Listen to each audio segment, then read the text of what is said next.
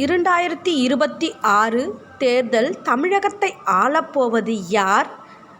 தமிழக அரசியலில் இதுக்கு முன்னாடி இல்லாத ஒரு பரபரப்பு இப்போ ஆரம்பமாயிருக்கு. 2026 தேர்தல் இது வெறும் ஓட்டுப்பதிவு மட்டும் கிடையாது. தமிழகத்தோட அடுத்த 50 வருஷத்தை தீர்மானிக்க போகிற ஒரு பெரிய போர்.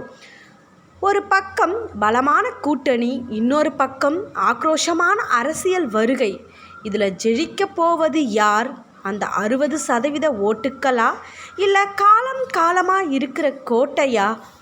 தற்போது சூழல் இப்பொழுது இருக்கிற நிலவரப்படி தமிழக அரசியல் களம் 3ஆக பிரிஞ்சிருக்கு.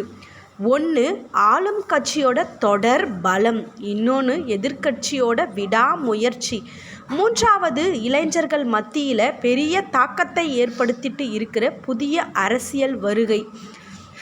உள்ளூர் வட்டாரங்களில் இருந்து வர்ற தகவல் படி ஒவ்வொரு கட்சிக்கும் ஒரு சீக்ரெட் டார்கெட் இருக்குன்னு சொல்கிறாங்க. பாயிண்ட் 1, தென் மாவட்டங்களில் யாருக்கு செல்வாக்கு அதிகமாக இருக்கும்?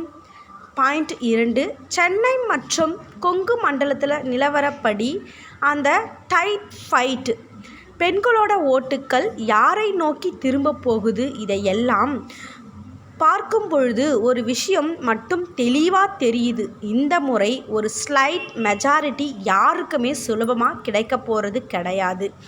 மக்கள் இந்த முறை மாற்றத்தை விரும்ப போகிறார்களா, அல்லது பழைய கட்சியை ஆதரிப்பார்களா? 2026 சிம்மாசனம் யாருக்குன்னு நீங்கள் நினைக்கிறீங்க? உங்கள் ஏரியாவில் யாருக்கு ஆதரவு அதிகமாக இருக்குது? உங்கள் ஓட்டு யாருக்கு என்று தயங்காமல் கமெண்டில் சொல்லுங்கள். நன்றி.